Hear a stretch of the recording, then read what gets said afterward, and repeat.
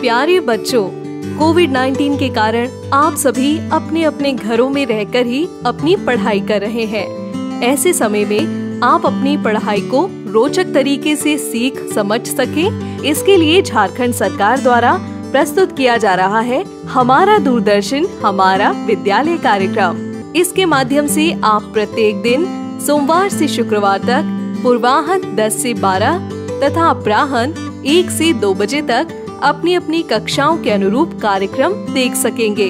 अब पढ़ाई नहीं रुकेगी। स्कूली शिक्षा एवं साक्षरता विभाग झारखंड।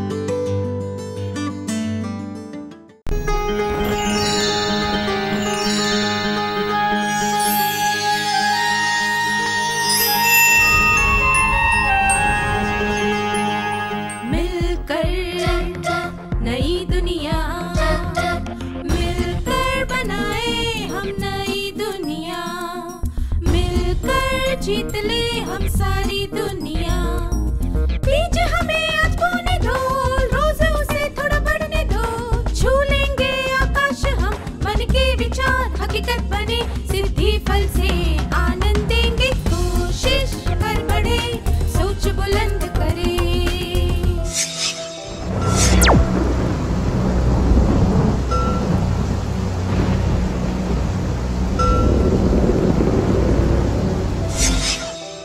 नमस्ते छात्रों, आप सबको यहाँ देखकर खुशी हुई। क्या हम आज के सत्र की शुरुआत एक क्रियाकलाप से करें? यहाँ पर कुछ वाक्य दिए गए जो हम रोजमर्रा के जीवन में सुनते हैं। मुझे ही सब कुछ क्यों भुगतना पड़ता है? मैं इतना बदनसीब क्यों हूं? सब लोग बार बार मुझे ही क्यों छेड़ते हैं? क्या मुझे कभी वो मिलेगा जो मैं चाहता हूं या चाहती हूं? ऐसा लगता है कि पूरी दुनिया मेरे खिलाफ है। कोई मेरी बात क्यों नहीं सुनता? अब क्या आप पहचान सकते हैं कि इन वाक्यों में कौन सी भावना है? यह है आत्मदया। आत्मदया का क्या अर्थ होता है? शब्दकोश के अनुसार आत्मदया का अर्थ है हमेशा अपनी ही समस्याओं में डूबकर खुद के लिए जरूरत से ज्यादा दुखी होना। मनोवैज्ञानिकों के अनुसार आत्मदया एक व्यक्ति की मनोदशा है जिसमें उसे परिस्थितियां प्रतिकूल प्रतीत होती हैं।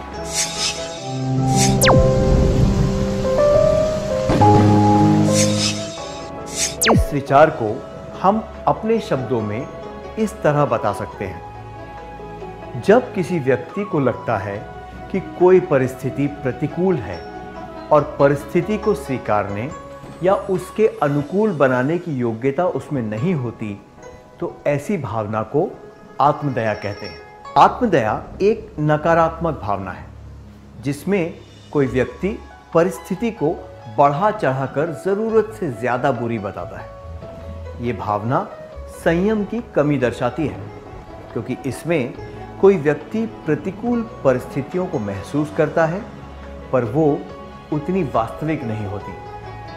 तो हमें ये जानने की जरूरत है कि शोक और आत्मदया में क्या अंतर होता है। आइए ये जानने के लिए समान परिस्थिति में दो व्यक्तियों की प्रतिक्रिया देखते हैं। चिंतन और मोहन फुटबॉल टूर्नामेंट में भाग लेने के लिए भोपाल जा रहे थे। वे जिस बस से जा रहे थे वो दुर्घटनाग्रस्त हो गई और दोनों को गहरी चोट लगी। बस में बैठे कुछ लोग बिल्कुल ठीक थे और कुछ की मौत हो गई। अस्पताल में मोहन और चिंतन अगल बगल के कमरों में थे। उनके दोस्त उनसे मिलने आए और उन्होंने अपने दोस्तों से ये कहा, चिंतन, ये सोचकर बहुत बुरा लग रहा है कि मैं 3 महीनों तक बिस्तर में पड़ा रहूंगा और फुटबॉल टूर्नामेंट में नहीं जा पाऊंगा। मोहन, पता नहीं मुझे इतने फ्रैक्चर कैसे हुए, जबकि कुछ लोगों को तो खरोच भी नहीं आई। शायद मैं उस टूर्नामेंट में कभी नहीं खेल पाऊंगा। क्या हम इन दोनों कथनों का तुलनात्मक विश्लेषण कर सकते हैं? दुर्भाग्यवश चिंतन और मोहन दोनों को गहरी चोट लगी और वो टूर्नामेंट में भाग नहीं ले पाए। समान परिस्थिति में हमने देखा कि उन दोनों ने उस दुखद घटना को अलग अलग तरह से महसूस किया। चिंतन ने उस कठोर वास्तविकता का सामना किया और अपने दुख को शालीनता से व्यक्त किया, जबकि मोहन ने नकारात्मक भावना से थोड़ी सी ईर्ष्या जताते हुए अपनी बात कही। उसका रवैया सही नहीं है। दुर्घटना के बारे में सोचते समय उसे सकारात्मक सोच रखनी चाहिए और जल्द से जल्द उससे उभरने की कोशिश करनी चाहिए। शोक के दरिया में आत्मदया एक भंवर की तरह होती है।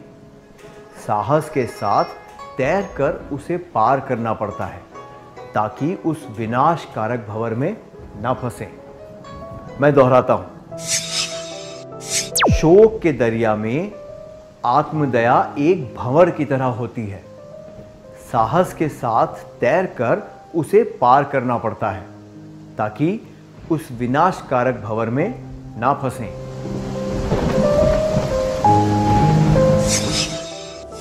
शोक हमारे जीवन का एक हिस्सा है। शालीनता के साथ उसे स्वीकारना और आत्मविश्वास के साथ उससे उभारना सराहनीय होता है। शोक का सामना करते वक्त हमें खुद पर थोड़ी दया आ सकती है, पर वो हमेशा के लिए नहीं रहती और इंसान कठोर वास्तविकता का सामना करते हुए आगे बढ़ जाता है। जबकि आत्मदया एक नकारात्मक तरीका है दूसरों की सहानुभूति पाने का। आत्मदया में पीड़ित होने का अभाव है, जबकि दर्द सर्वव्यापी है और उसे पूरी हिम्मत के साथ झेलना चाहिए। हमने आत्मदया की परिभाषा सीखी और शोक व आत्मदया के बीच का अंतर भी जाना। क्या अब हम देखें कि लोग आत्मदया में क्यों डूब जाते हैं? सबसे पहले प्रताप पर ध्यान देते हैं। प्रताप ने काम खत्म करने के बाद अपनी लैब नोटबुक मेज पर रख दी और थोड़ी ताज़ी हवा लेने के लिए बाहर चला गया। उसका भतीजा वहीं कमरे में खेल रहा था और उसने वो नोटबुक व उसमें बने चित्र देखे। उसे वे चित्र अनोखे लगे और वो उसमें लकीरें और कुछ चित्र बनाने लग गया। प्रताप जब कमरे में आया तो ये देखकर दंग रह गया। वो इस बात से बहुत परेशान था और पूरे दिन अपनी भाभी से इस बारे में बात करता रहा। ये दुर्भाग्यपूर्ण है कि एक बच्चे की वजह से उसकी मेहनत पर पानी फिर गया। उस बच्चे को ये नहीं पता था कि वो नोटबुक कितनी महत्वपूर्ण थी और ना ही उसे पता था कि वो गलती कर रहा था। प्रताप को पता था कि घर में एक बच्चा है। अगर उसने वो नोटबुक ध्यानपूर्वक बच्चे की पहुंच से दूर रखी होती तो ऐसा नहीं होता, पर अब तो दुर्घटना घट चुकी थी और बार बार उसके बारे में बात करके कुछ भी हासिल नहीं होने वाला था। सच तो ये है कि वो अपनी गलती से छुपना चाहता था और उस बात को दोहराकर खुद को दिलासा दे रहा था। हमने सीखा कि आत्मदया क्या है, शोक व आत्मदया के बीच में क्या अंतर है, आत्मदया कैसे व्यक्त की जाती है और उसके कारण क्या है। अब हम आत्मदया के परिणामों के बारे में जानेंगे। पहले एक क्रियाकलाप का समय है। क्या आपको चिंतन और मोहन का किस्सा याद है? अस्पताल के पलंग पर लेटा हुआ मोहन चिंतन के सामने विलाप करता रहता है। पता नहीं मुझे इतने फ्रैक्चर कैसे हुए, जबकि कुछ लोगों को तो खरोच भी नहीं आई। शायद मुझे उस टूर्नामेंट में खेलने का मौका कभी नहीं मिलेगा। इस तरह विलाप करने के क्या परिणाम होते हैं? आइए अब आत्मदया के परिणामों पर नजर डालते हैं। व्यवहारिक तौर पर देखें तो ये समय और प्रयास की बर्बादी है। इससे शारीरिक और मानसिक शक्ति की बर्बादी होती है। जब हमें पता है कि किसी चीज़ को बदला नहीं जा सकता, तो उसके बारे में सोचने से बेहतर ये नहीं होगा कि हम आगे की सोचें। इससे कड़वाहट और निराशा बढ़ती है। कभी कभी इससे दूसरों को कष्ट पहुंचता है और उन्हें गुस्सा भी आता है। आत्मदया में खोने वाला व्यक्ति से कोई आकर्षित नहीं होता, बल्कि ऐसे लोगों के आसपास हम थकान महसूस करते हैं। जो लोग उनकी मदद करना चाहते हैं वे भी मायूस हो जाते हैं।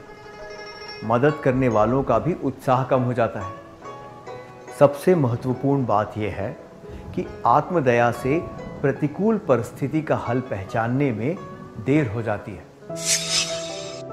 आत्मदया के परिणाम: समय, प्रयास और शक्ति की बर्बादी, कड़वाहट, निराशा, कायरता, रिश्ते बिगड़ जाते हैं। क्या अब हम इस सत्र का सार संक्षेप कर लें? जब किसी व्यक्ति को लगता है कि कोई परिस्थिति प्रतिकूल है और परिस्थिति को स्वीकारने या उसके अनुकूल बनने की योग्यता उसमें नहीं होती, तो ऐसी भावना को आत्मदया कहते हैं। शोक के दरिया में आत्मदया एक भंवर की तरह होती है। साहस के साथ तैरकर उसे पार करना पड़ता है ताकि उस विनाशकारक भंवर में ना फंसें। आत्मदया से कठोर सच का सामना नहीं करना पड़ता और मन को दिलासा मिलता है। आत्मदया के परिणाम: समय, प्रयास और शक्ति की बर्बादी, कड़वाहट, निराशा, कायरता, रिश्ते बिगड़ जाते हैं।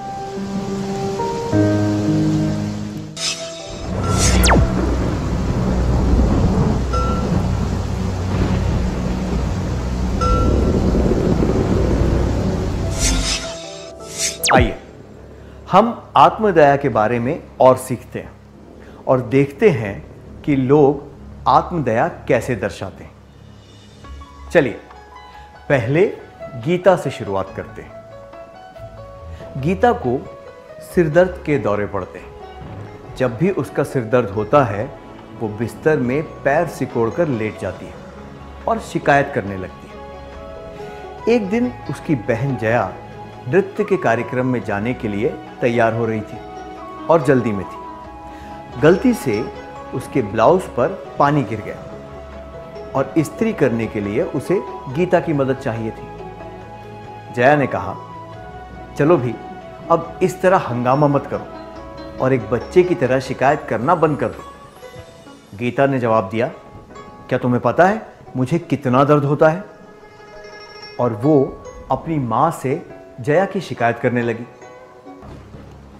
हमने देखा कि गीता आत्मदया में डूब गई थी और उससे बाहर नहीं निकलना चाहती थी। जया इस व्यवहार के बारे में जानती थी और उसने गीता को सुधारने की कोशिश की। दूसरों का ध्यान खींचने के लिए कई लोग शिकायत करके आत्मदया दर्शाते हैं। हमने ये भी देखा कि गीता ने जया का इरादा समझे बिना मां से उसकी शिकायत की। उसने बच्चों की तरह जया से बात करने से मना कर दिया। कुछ लोगों की आदत होती है कि वे अप्रिय भावनाओं को बढ़ा चढ़ाकर व्यक्त करते हैं। आत्मदया में ये बातें शामिल हैं: सहानुभूति या सहायता या ध्यान खींचने के लिए शिकायत करना, दूसरों को दोष देना, विरोध और दुश्मनी।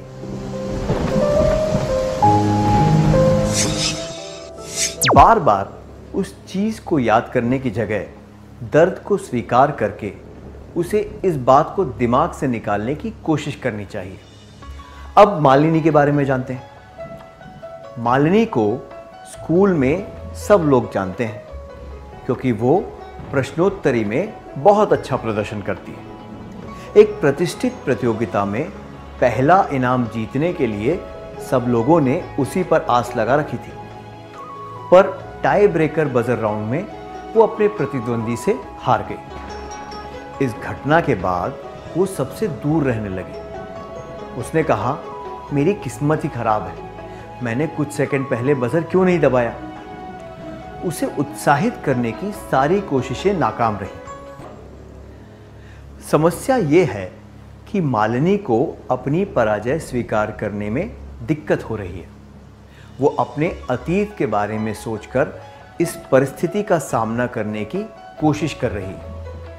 कुछ समय के लिए बीती बातें याद करके सोचना कि जरा सी बात की वजह से हार गए, ये स्वाभाविक है, पर लंबे समय तक इस बारे में सोचने से सुकून नहीं मिल सकता। ये दुर्भाग्यपूर्ण है कि वो सच्चाई का सामना नहीं कर पाई। किसी दुर्भाग्यपूर्ण घटना के बारे में बार बार बात करने से उसे बदला नहीं जा सकता। ये आत्मदया दर्शाने का एक तरीका है। मालिनी ये समझ नहीं पाई कि बात को दोहराने से वो कुछ भी बदल नहीं सकती है। आत्मदया में ये बातें शामिल हैं। बार बार किसी दुर्भाग्यपूर्ण घटना के बारे में बात करना। शैला का काम है सब्जियां काटना। कल जब वो सब्जियां काट रही थी तो गलती से उसके बाएं हाथ की उंगली कट गई। चोट ज्यादा गहरी नहीं थी, पर वो बार बार कहती रही कि उसे धमकने वाला दर्द हो रहा है। आज वो सब्जियां नहीं काटना चाहती थी, इसीलिए उसने अपनी माँ से कहा, ये दर्द असहनीय है, मैं सब्जियां नहीं काट सकती, आप प्रिया से कह दो कि वो ये काम कर दे। फिर वो सोफे पर लेटकर टीवी देखने लगी। प्रिया ने मुस्कुराते हुए कहा, अगर दर्द असहनीय है तो तुम टीवी के कार्यक्रम का मजा कैसे ले रही हो? आपको क्या लगता है शैला क्या करेगी? 1. सब्जियां काटने लग जाएगी। 2. सफाई देने के लिए बहाने बनाएगी। 3. उसे अपनी गलती का एहसास होगा। अगर गलतियों का एहसास हो जाना उसके स्वभाव में होता तो अपना काम छोड़कर वो कभी टीवी देखती ही नहीं। अपने दर्द के बारे में भूलकर उसने मां की मदद की होती। वो काफी बड़ी है और इस तरह के दर्द को सह सकती है, पर वो इस मौके का फायदा उठाकर आत्मदया दर्शा रही है ताकि उसे काम न करना पड़े। आत्मदया में ये बातें शामिल हैं। काम न करने के लिए बहाने बनाना। अब एक और परिस्थिति पर ध्यान देंगे। रीमा और वीणा बहनें हैं। रीमा बहुत ही मेहनती है। वो सारे काम व्यवस्थित तरीके से करती है, जिससे उसे संतुष्टि मिलती है। वीणा को मौज मस्ती करना पसंद है। वो अच्छी तरह काम कर सकती है, पर मेहनत करने के लिए खुद को प्रेरित नहीं करती। रीमा काफी समय बाद अपना कमरा साफ कर रही थी और उसे बहुत सारा काम करना था। जब वीणा ने उसकी मदद करते हुए चीजों को अलग तरह से जमाया तो रीमा को गुस्सा आ गया। उसने कहा, अगर तुम मदद ही करना चाहती हो तो उस तरह काम क्यों नहीं करती जैसे मैं चाहती हूं? अब मुझे ये फिर से करना पड़ेगा। क्या मेरा काम कभी खत्म नहीं होगा? आत्मदया दर्शाने का ये एक और तरीका है। रीमा को परेशानी हो रही है क्योंकि उसका काम करने का तरीका अलग है। जब वीणा ने उसकी मदद की तो उसे स्वीकार कर लेनी चाहिए और गुस्सा नहीं करना चाहिए, न ही अपनी किस्मत को कोसना चाहिए। ज्यादा परेशानी उसके दृष्टिकोण की वजह से हो रही है। अपनी किस्मत को दोष देने से कुछ भी हासिल नहीं होगा। आत्मदया में ये बातें शामिल हैं। मदद लेने से इनकार करना और जो मदद करना चाहे उस पर गुस्सा करना। चलिए अगली परिस्थिति देखते हैं। खाने का समय था। गोविंद का यह काम था कि वो सभी विद्यार्थियों की नोटबुक लेकर जांचने के लिए क्लास टीचर को दे। उसके पैर में मोच आने की वजह से वो लंगड़ा कर चल रहा था। स्टाफ रूम में नोटबुक रखने के लिए उसे दूसरी बिल्डिंग में जाना था। जब वो छोटी क्लास के छात्र मुकेश से मिला तो बढ़ा चढ़ाकर लंगड़ाने लगा और कराहने लगा। जब मुकेश ने पूछा कि क्या मामला है तो उसने कहा, हाय मेरा पाँव बहुत दर्द कर रहा है, ये नोटबुक लेकर मुझे स्टाफ रूम तक जाना है। मुकेश ने दयापूर्ण नजरों से उसे देखा और कहा कि नोटबुक वो उठा लेगा। गोविंद के स्वर से साफ पता चल रहा था कि वो आत्मदया दिखाकर जबरदस्ती मुकेश की सहानुभूति पाना चाहता था। कुछ लोग ऐसा व्यवहार करते हैं ताकि सहानुभूति के सहारे दूसरों से काम करवा सकें। कुछ लोग दूसरों को ग्लानि महसूस करवा कर भी अपना काम निकलवाना चाहते हैं। इस तरह का व्यवहार नहीं करना चाहिए।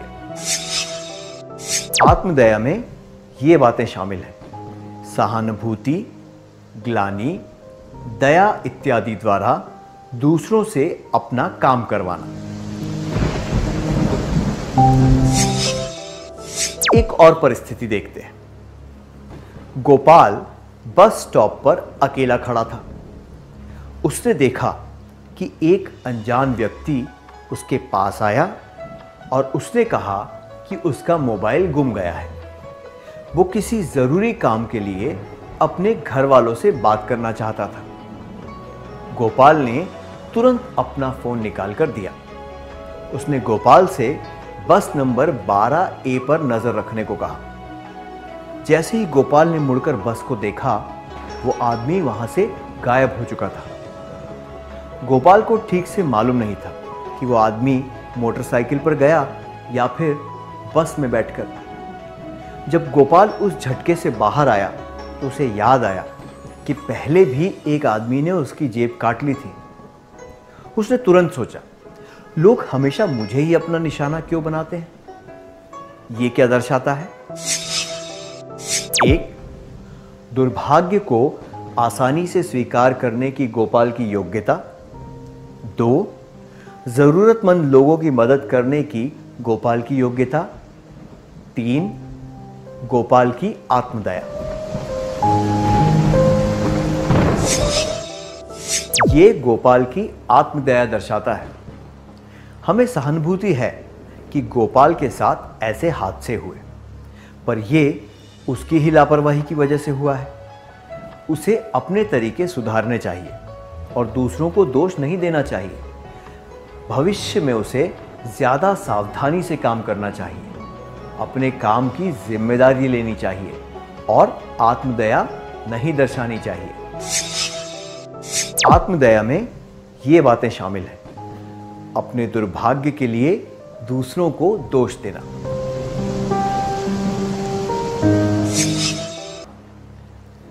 हमने आत्मदया के अलग अलग लक्षणों के बारे में देखा।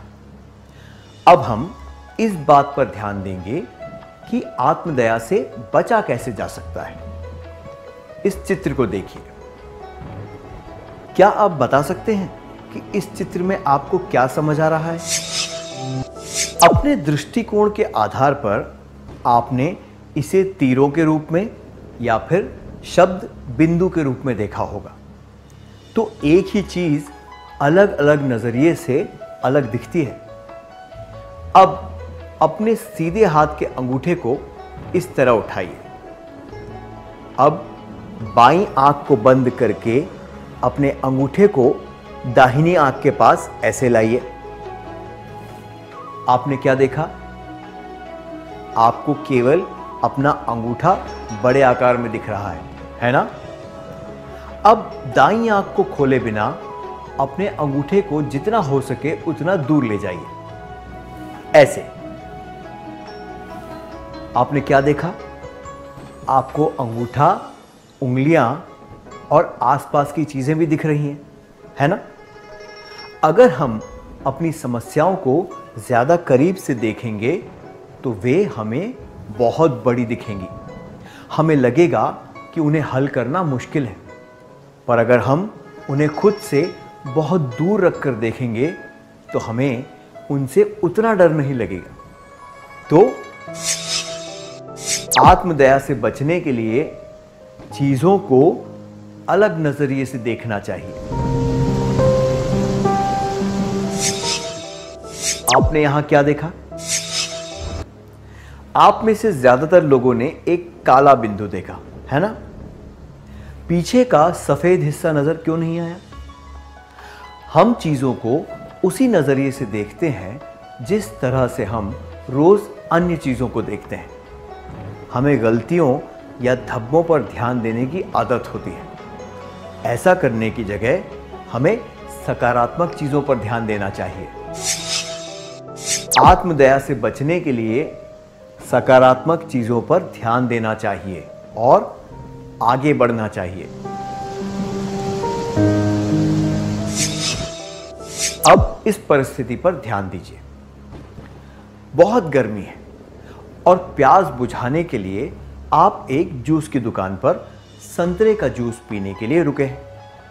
उस दुकान पर सारे जूस खत्म हो गए हैं और केवल अनार का जूस मिल रहा है। आप क्या करेंगे? क्या आप केवल संतरे का जूस पीना चाहेंगे या आप अनार का जूस इसलिए नहीं पिएंगे क्योंकि आपने वो कभी नहीं चखा है? या फिर आप अनार का जूस पीकर देखेंगे कि वो पसंद आता है या नहीं? एक, केवल संतरे का जूस पीना चाहेंगे, उसके अलावा कुछ नहीं। दो, अनार का जूस नहीं पिएंगे क्योंकि वो आपने कभी चखा ही नहीं। तीन, अनार का जूस पीकर देखेंगे कि वो पसंद आता है या नहीं।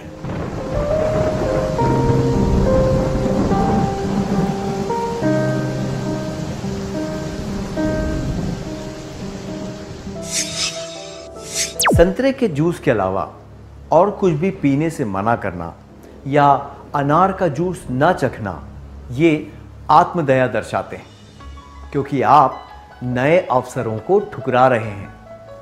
अनार के जूस के स्वाद को जानने के लिए उसे पीने से आप एक नए अवसर को स्वीकार करेंगे और आत्मदया से भी बचेंगे। आत्मदया में डूबने से तो केवल परेशानी बढ़ेगी और आपकी प्यास भी नहीं बुझेगी। तो आत्मदया से बचने के लिए जो भी संभव हो वो करके देखना चाहिए। क्या अब हम सत्र का सार संक्षेप कर लें? आत्मदया में ये बातें शामिल हैं: शिकायत करना, दोष देना, बहाने बनाना, पुरानी बातों को दोहराना, गुस्सा करना, सहानुभूति पाने की उम्मीद रखना, विरोध और दुश्मनी, परिस्थिति से भागना इत्यादि। आत्मदया से बचने के लिए चीज़ों को अलग नज़रिए से देखना चाहिए, हंसी मजाक करना चाहिए, सकारात्मक चीज़ों पर ध्यान देना चाहिए और आगे बढ़ना चाहिए। जो भी संभव हो वो करके देखना चाहिए। इतनी अच्छी तरह सार संक्षेप करने के लिए धन्यवाद। इस प्रसारण से संबंधित सुझाव, अपने प्रश्न इत्यादि आप हमें jcertrg@gmail.com तथा टोल फ्री नंबर 1800 5728 585 पर संपर्क कर सकते हैं।